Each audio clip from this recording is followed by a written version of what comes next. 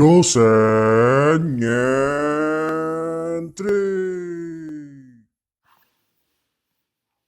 Bismillahirrahmanirrahim. Assalamualaikum warahmatullahi wabarakatuh. Waalaikumsalam warahmatullahi wabarakatuh. Apakah suara saya masih terputus-putus? Tidak. Oke. Kita pakai Google Meet ya kalau begitu, karena sepertinya lebih ringan daripada Zoom. Oke, untuk yang presentasi sudah bergabung ini Mbak Adila Nisa sama sudah ya, sama Mas Yuafa ya. Oke. Untuk efektivitas waktu, karena sama sekarang Google Meet ini juga sudah mulai ada pembatasan waktu, maka silakan langsung dimulai untuk presentasinya.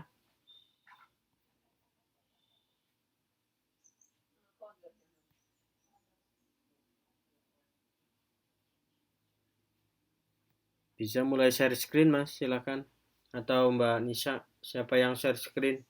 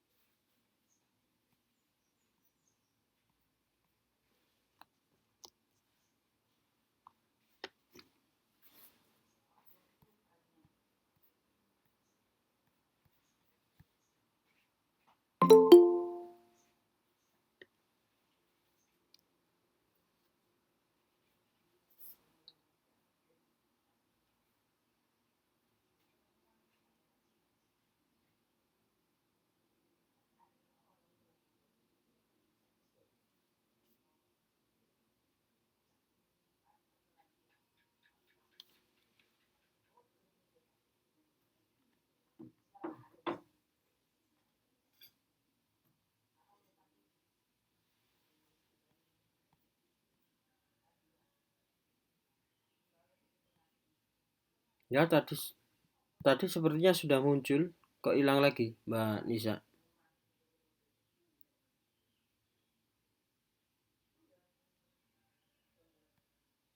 Nah, ini filenya dibuka, Mbak, ini diarahkan ke filenya. Kalau pakai komputer, maka filenya diarahkan, layarnya ini diarahkan ke file yang mau dipresentasikan. Sekarang geser ke file yang mau dipresentasikan, Mbak. Memang kalau pakai Google Meet ini tidak terlihat lah. Oke, sudah muncul.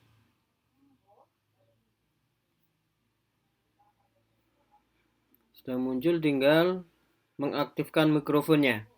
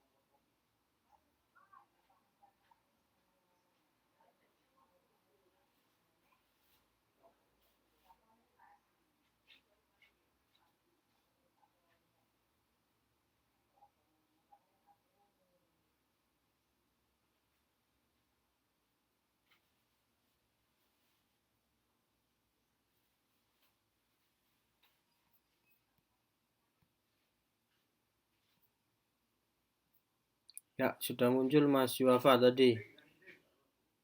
Diarahkan ke PPT-nya.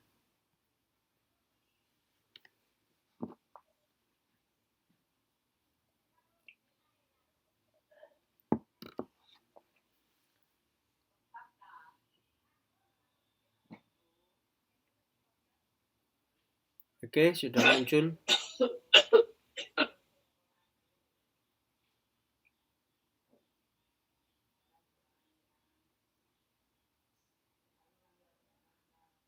Sudah masuk Pak ya? Sudah. Ya.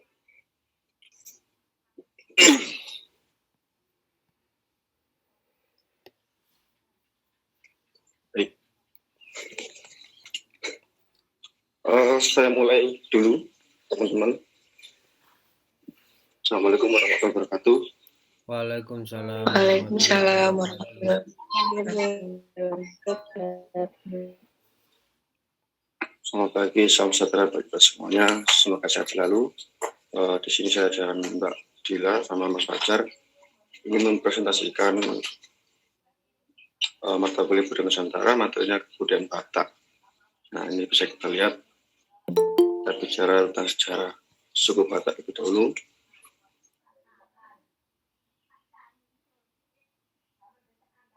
Oke, suku Batak ialah kelompok dan Indonesia literatur menjadikan sejarahnya sulit untuk ditelusuri. Belum ditentukan secara pasti kapan pertama kali mereka orang Batak ini mulai mendiami wilayah Sumatera bagian timur, yaitu di bagian Tapanuli. Namun beberapa bukti arkeologi menunjukkan bahwa orang Taiwan telah pindah ke Filipina dan Indonesia sekitar tahun 2500 yang lalu. Sedangkan pada zaman Neolitikum atau zaman Batu Muda itu, terus mulai dikenalnya suku Batak di Nusantara. Jadi lintas Batak ini merupakan gabungan dari beberapa suku yang ada di Sumatera Utara. Lintas masyarakat asli setempat sebagai suku Batak baru dikenal setelah tahun 1926, yaitu setelah dibentuknya kreasi yang bernama Jong Java. Jong Batak, saya ulang ya. Organisasi Jong Batak ini merupakan kumpulan para pemuda Toba, Karo, Simalungun, Mandailing, Angkola, dan Bapak. Jong Batak dibentuk tanpa membeda-bedakan agama dianut. Jadi suku Batak ini memiliki subsuku. Apa yang seperti saya sebutkan, ada suku Batak Toba, Karo, dan Batak Simalungun. Itu adalah kalau bahasa sederhananya itu suku dalam suku ya. Seperti itu. Terus selanjutnya ada kesenian. Di antara unsur kebudayaan yang dimiliki suku Batak adalah kesenian. Beberapa di antaranya ada tari tortor, yang tarian khas dari suku Batak. Ini yang bersifat agak magis. Setelah itu ada lagi tari serampang. 12 yang hanya memiliki sifat hiburan. Jadi kalau dari dibedakan tortor sama tari serampang ini agak berbeda ya. Kalau tortor kan mempunyai sifat magis, kalau serampang ini mempunyai sifat hiburan, seperti itu ya. Sementara ada alat musik tradisional ialah gong dan saga-saga. Setelah itu warisan budaya bentuk lain adalah kain ulos. Kain hasil kerajinan tenun suku Batak ini selalu ditampilkan dalam unsur perkawinan biasanya. Intinya seperti upacara adat, seperti mendirikan rumah, upacara kematian, penyerahan harta warisan, menyambut tamu, dan lain-lain. Ya, setelah itu ada religi atau agama ya. Dan adalah sebagian bahasa dari orang Batak, Selatan, Mandailing, dan Angkola. Agama Kristen disiarkan ke daerah Toba dan Simalungun oleh misionaris dari Jerman sejak tahun 1863 dan ke daerah Karo oleh misionaris dari Belanda. Samping itu juga ada agama lain dan di wilayah Batak dipengaruhi oleh beberapa agama, yaitu ada Islam dan Kristen Protestan. Agama Islam masuk di Minangkabau sejak tahun 1810. Walaupun sebagian besar orang Batak telah mengenal agama Islam, Protestan, dan Katolik, namun banyak konsep-konsep agama lainnya masih hidup berkembang di pedesaan atau agama aslinya kepercayaan nenek moyang dulu ya.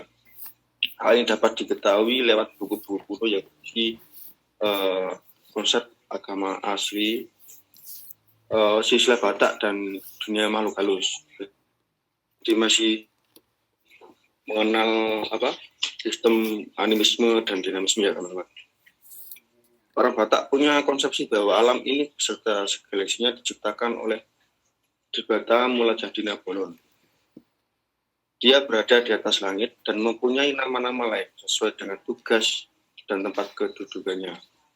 Selain sebagai pencipta, Dibata Mula Jadina Bolon juga menciptakan dan mengatur kejadian, gejala alam seperti hujan, kehamilan, dan sebagainya. Dalam hubungan dengan jiwa dan roh, orang Batak mengenal 3 konsep, yaitu Tondi, Sahala, dan Budu. Tondi adalah jiwa atau roh orang itu sendiri, dan sekaligus merupakan kekuatannya. Sementara Sahala adalah jiwa atau roh kekuatan yang dimiliki seorang. Tidak semua memiliki Sahala, dan beberapa orang yang memiliki Sahala itu jumlah dan kualitasnya berbeda-beda. Sahala raja lebih kuat daripada Sahala orang biasa. Sahala kelompok hula-hula lebih kuat daripada kelompok guru. Sedangkan begu adalah tondinya orang meninggal. Semua tingkah laku begu adalah seperti tingkah laku manusia, tetapi berlaku secara kebalikannya. Begu ada yang baik dan ada yang jahat. Bagi orang Batak Toba, begu yang terpenting adalah Sumolni Ompu, yaitu begu nenek moyangnya. Itu tentang religi. Ini sertifikasi ya. Batak juga ada sistem stratifikasi sosial yang didasarkan pada 4 prinsip, yaitu perbedaan tingkat umur, perbedaan pangkat dan jabatan, perbedaan sifat dan keaslian, dan status kawin. Kelompok kekerabatan suku bangsa Batak berdiam di daerah pedesaan yang disebut huta dan huta. Itu Muris Lakaru. Biasanya huta dialami oleh warga dari satu marga. Ada pula kelompok kerabat yang disebut marga Taneh, yaitu kelompok pariteral keturunan pendiri dari huta. Marga tersebut terikat oleh simbol-simbol tertentu, misalnya nama marga. Oke, satunya ada perkawinan teman-teman, nanti bisa disampaikan sama Mbak Dila. Ya, perkawinan suku Batak. Dalam persoalan perkawinan, dalam tradisi suku Batak, seseorang hanya bisa menikah dengan orang Batak yang berbeda klan. Maka dari itu, jika ada yang menikah, harus mencari pasangan hidup dari marga lain. Apabila yang menikah adalah seseorang yang bukan dari suku Batak, maka harus diadopsi oleh salah satu marga Batak atau berbeda klan. Acara tersebut dilanjutkan dengan prosesi perkawinan yang dilakukan di gereja bila agama yang dianutnya adalah Kristen. Ya, selanjutnya bahasa suku Batak. Suku Batak menggunakan beberapa logat dalam kehidupan sehari-harinya. Sebagai berikut, logat Karo dipakai oleh orang Karo, logat Pak-Pak dipakai oleh Pak-Pak logat Simalungun, dipakai oleh Simalungun logat Toba, dipakai oleh orang Toba, Angkola, dan Mandailing. Berikutnya budaya suku Batak. Suku Batak memiliki tradisi mangulosi, yakni acara pemberian kain tenun khas Batak yang diberi nama ulos. Oleh karena itu masyarakat Batak, kain ulos mempunyai makna pemberian perlindungan dari segala cuaca dan keadaan. Biasanya orang yang mangulosi adalah seseorang yang dituakan dalam adat Batak atau disebut hula-hula. Selain tradisi mangulosi, suku Batak dikenal memiliki tari tortor yang dipertunjukkan dalam berbagai acara seperti pernikahan, ritual, dan keagamaan, dan menyambut tamu. Ya, selanjutnya akan dilanjutkan oleh Mas Fajar.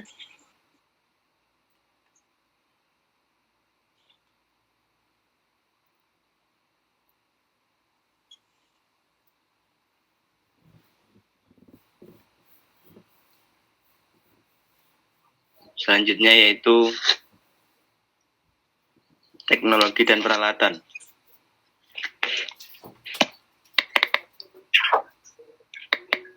Masyarakat Batak telah mengenal dan mempergunakan alat-alat sederhana yang dipergunakan untuk bercocok tanam dalam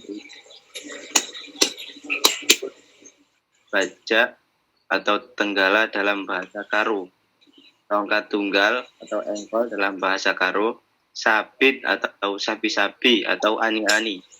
Masyarakat Batak juga memiliki senjata tradisional yaitu pisau hidur sejenis tombak, podang sejenis pedang panjang.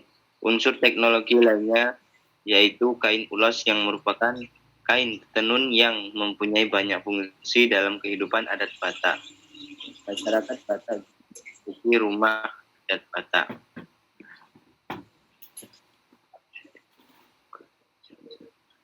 Mata selanjutnya, mata pencaharian. Pada umumnya, masyarakat Batak bercocok tanam padi di sawah dan ladang. Lahan didapat dari pembagian yang didasarkan marga. Setiap keluarga mendapat tanah tadi, tetapi tidak boleh menjualnya. Selain tanah ulayat, ada pun tanah yang dimiliki perseorangan. Peternakan juga salah satu mata pencaharian suku Batak, antara lain peternakan kerbau, sapi, babi, kambing, ayam, dan bebek. Penangkapan ikan dilakukan dan penduduk di sekitar Danau Toba. Sektor kerajinan juga berkembang, misalnya tenun, anyaman rotan, dan kayu besar yang ada kaitannya dengan pariwisata.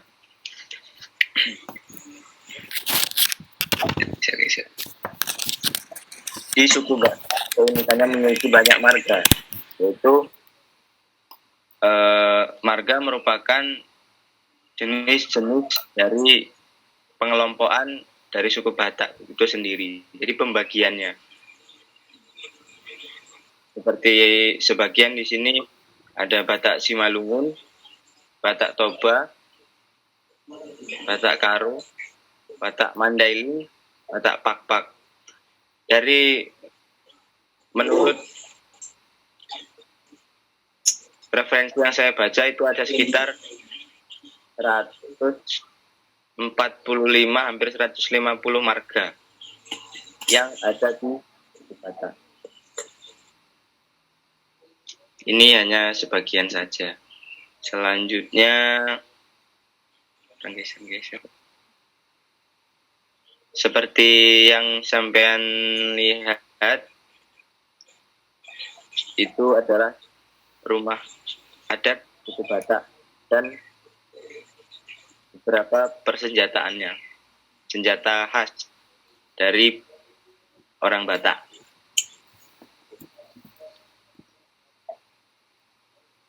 Ada batik ulos, tenun ulos, ada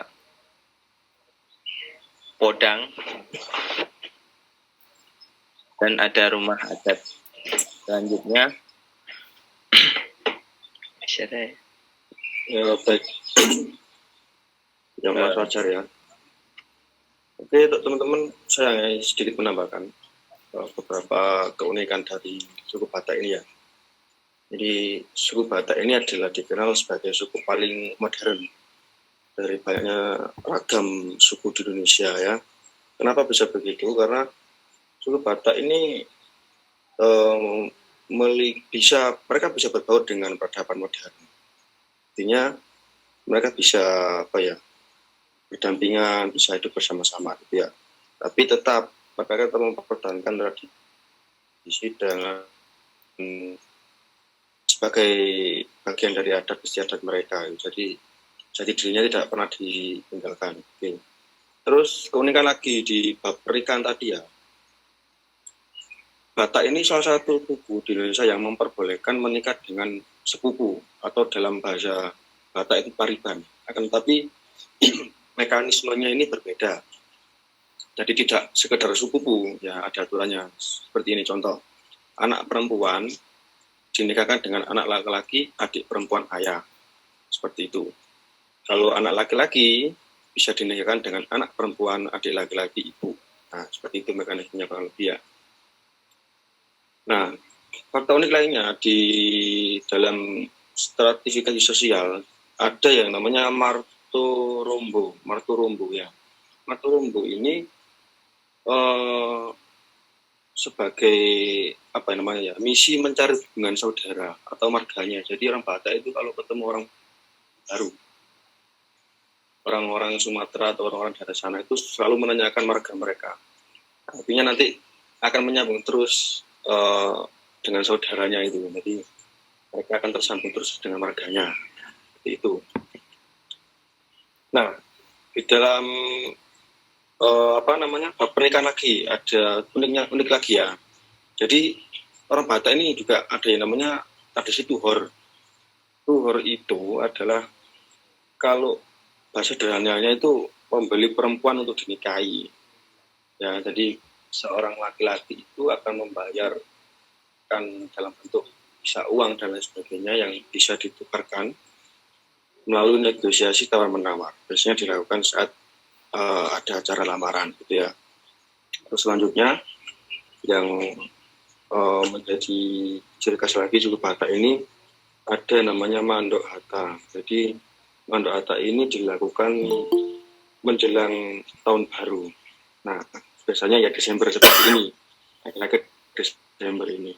Nah, mandok hata ini adalah berkomunikasi atau bercakap-cakapnya orang Batak untuk bercerita tentang tahun yang lalu, tahun ini, dan dia menyampaikan keinginan, harapan tahun depan. Gitu.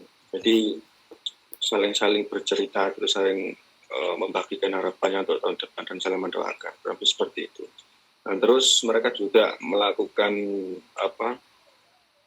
maaf-maafan dimulai dari orang tua sampai anak yang paling kecil.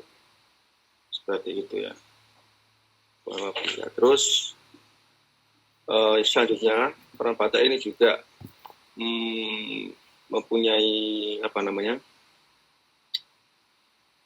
mempunyai seperti gini. Orang Batak itu belajar dari cicak. Ada keterkaitannya seperti ini kayak. Jadi cicak ini adalah lambang orang Batak, di mana mengambil pelajaran. Cicak ini bisa hidup dimanapun. Jadi artinya seekor cicak hidup di rumah kecil, rumah besar, bisa di kampung, pokoknya dimanapun bisa.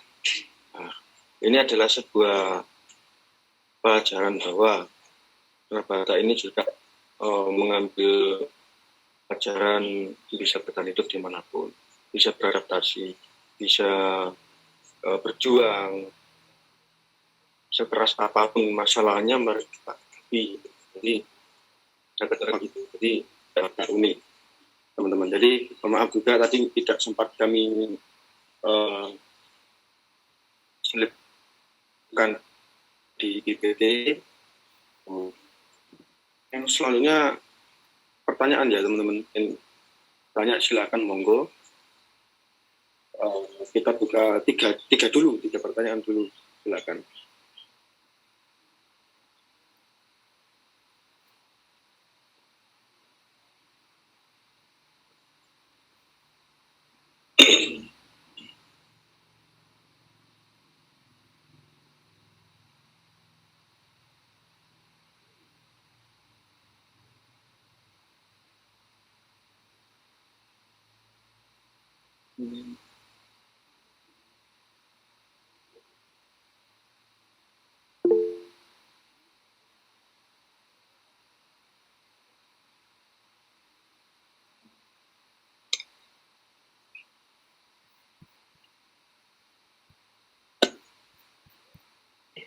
Ya, Mbak Ami.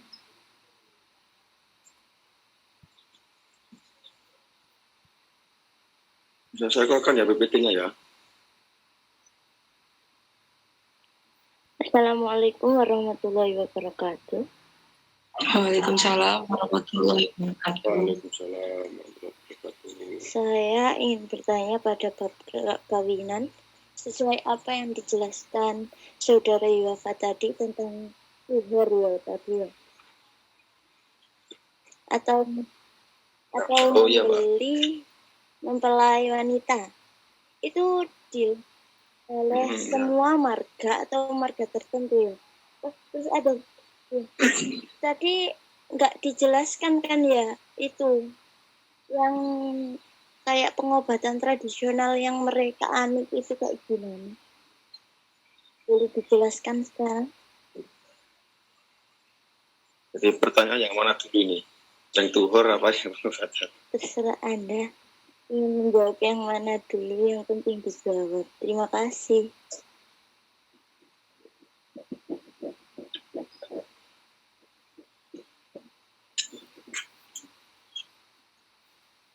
Kita tampung dulu ya. Baik. Teman-teman harusnya ada yang mau bertanya. Dua lagi.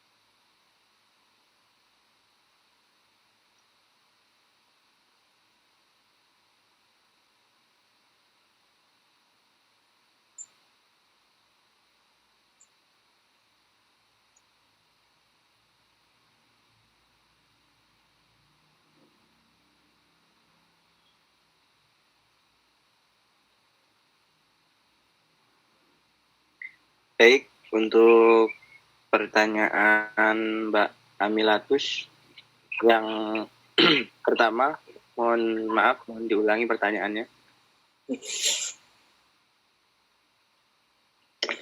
Baik. Untuk pertanyaan pertama tadi ada perkawinan yang dinamakan tuhur tadi ya. Itu dilakukan oleh semua marga atau marga tertentu saja? Untuk tradisi tersebut dilakukan di semua suku Batak karena di dalam suku Batak itu tidak boleh menikah dengan satu marga, jadi harus beda marganya.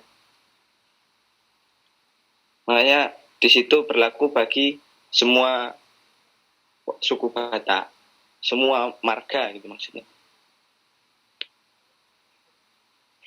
Itu pertanyaan yang selanjutnya. Sistem pengobatan tradisional suku Batak. Oh, pengobatan tradisional suku Batak. Baik.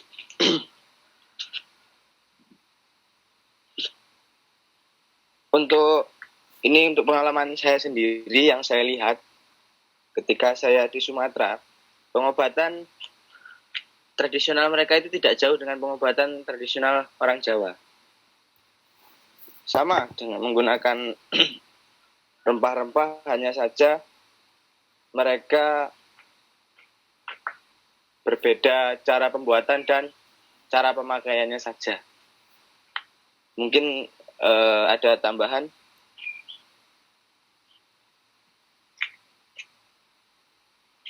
Ya, itu yang dari saya Mas tahu. Fajar ya. Ya. Gimana Mbak Ami, apakah sudah puas dengan jawabannya Mas Fajar ini? Juga terima kasih atas penjelasannya ya. Ya, sama-sama. Selanjutnya teman-teman.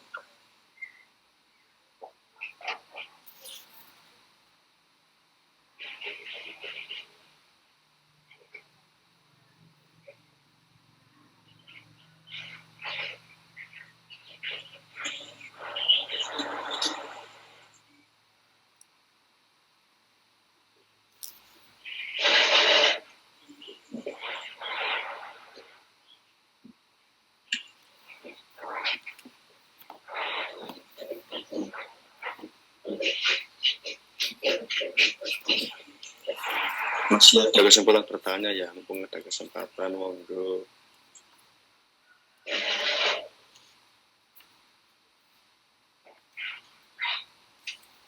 Mas Kris barangkali,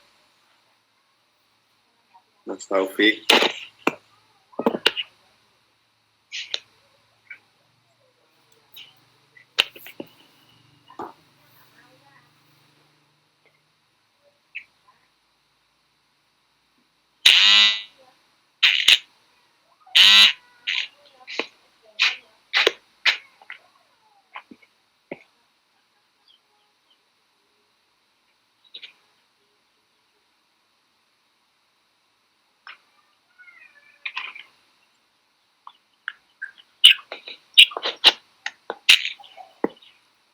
Monggo yang masih penasaran dengan suku Batak. Mumpung ada orang Batak ini, dikit-dikit ada bau Batak ini Mas Fajar ini. Nah, dong Dopek. Apakah sudah jelas teman-teman semua?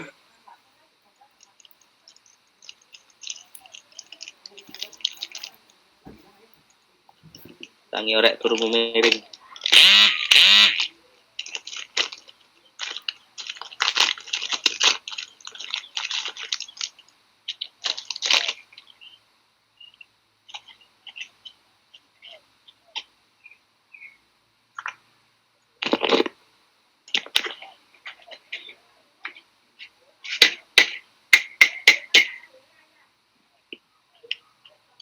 Monggo.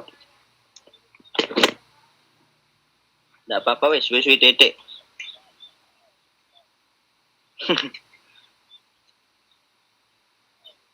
Silahkan dibom tentang suku Batak.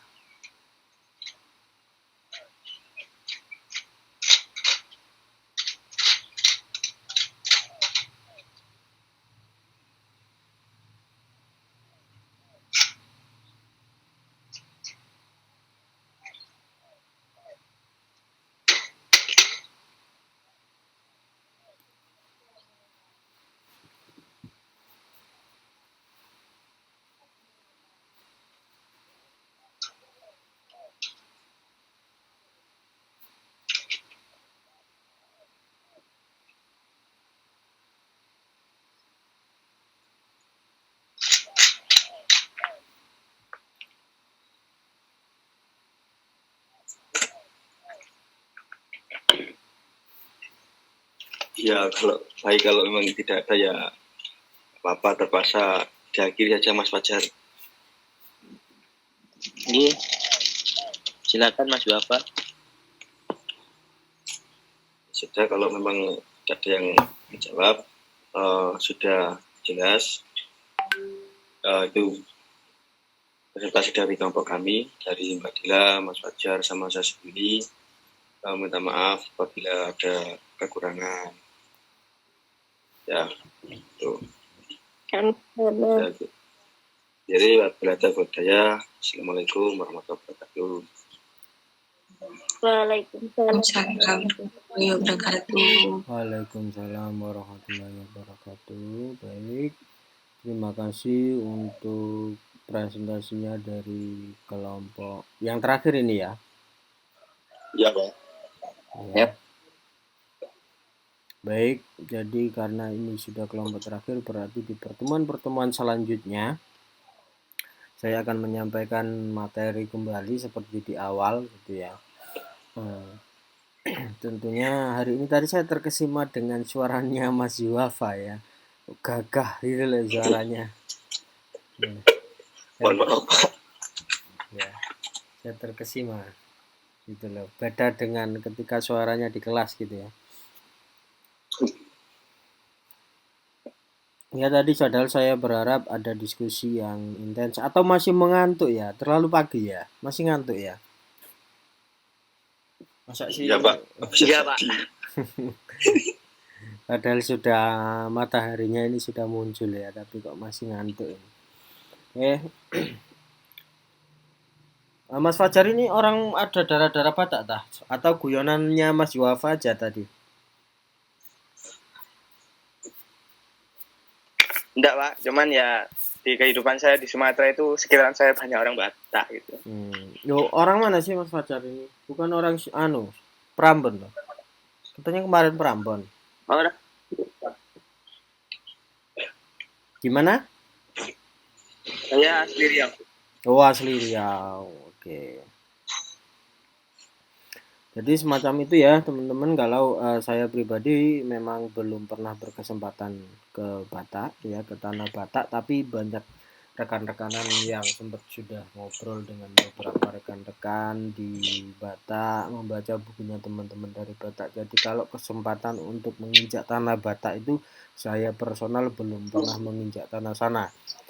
Kan tetapi seperti yang telah disebutkan oleh kelompok ini tadi ya, memang selaras perjalanannya ini selaras ya, budayaan di Batak ini selaras karena mungkin kuatnya budaya Melayu yang ada di sana, karena budaya Melayu ini seiring dengan perkembangan zaman jadi bisa berjalan selaras sehingga di tahun 2021 kemarin itu juga mendapatkan penghargaan dari Perpustakaan Nasional karena pantunnya gitu ya.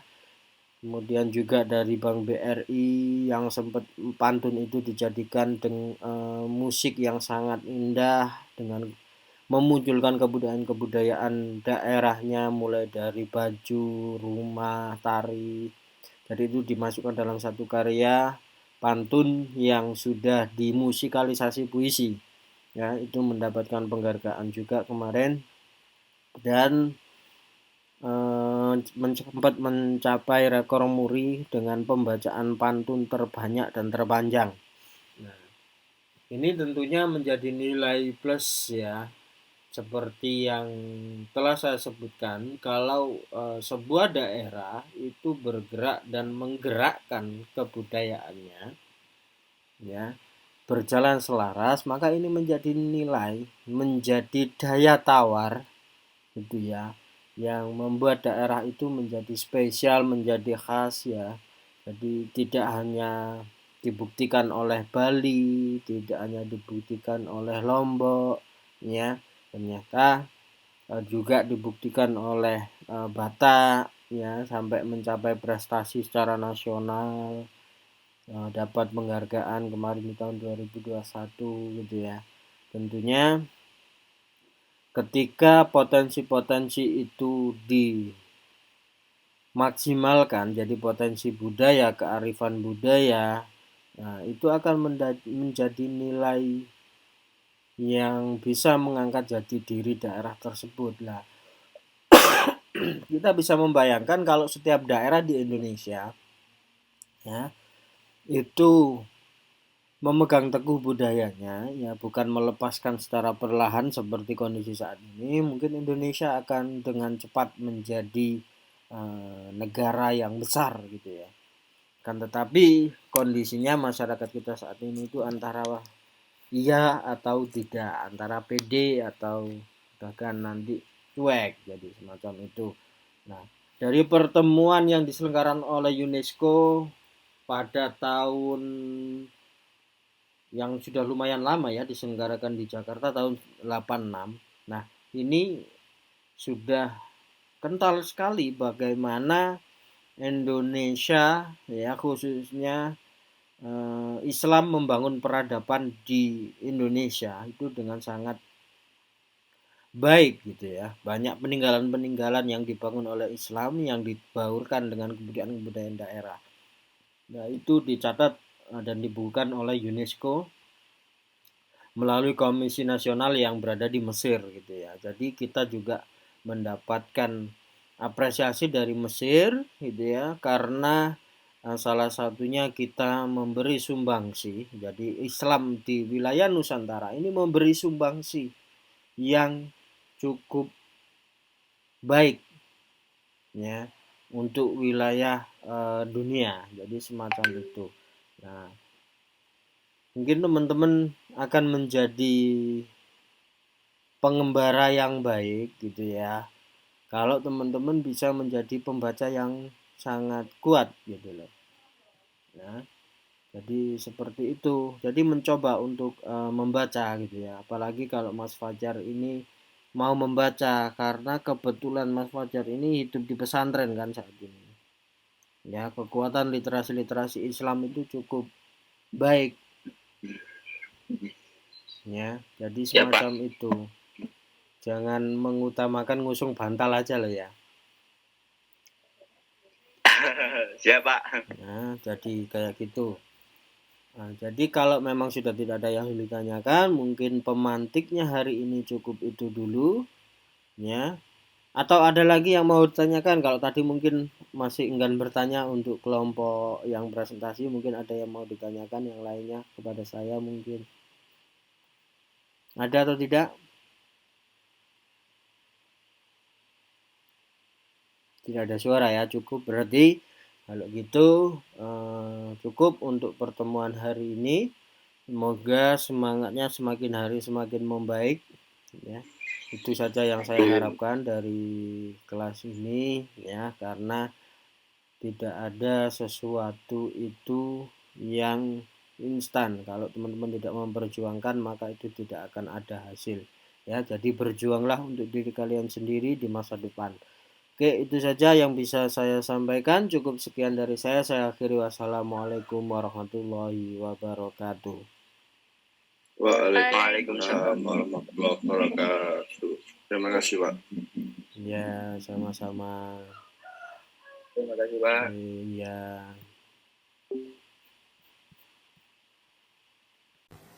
Jangan lupa subscribe.